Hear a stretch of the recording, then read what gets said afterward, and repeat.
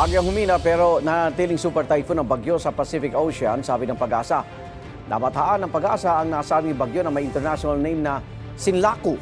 2,455 kilometers silangan ng Southern Luzon.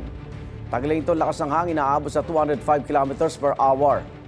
Ayon sa Pag-asa, mababa pa rin ang tsansa ng bagyo na pumasok sa Philippine Area of Responsibility. Wala rin ito epekto sa lagay ng panahon sa bansa. Ridge ng high pressure area ang patuloy na umiiral sa Northern Luzon. Asahan muling magiging mainit at maalinsangan sa malaking bahagi ng bansa pero posible pa rin ang local thunderstorms sa ilang lugar. Ngayon tag-init, nahirapan na ang ilang residente ng barangay Lagi Sahil sa Lawag, Ilocos Norte dahil sa kakulangan naman sa supply ng tubig. Ang ilang balon doon natutuyot na raw, gayon din ang irigasyon. Natutuyo na rin ang ilang sakahan sa lugar. Sa ngayon, nagtsatsaga ilang residente na mag-igib ng tubig sa ibang lugar.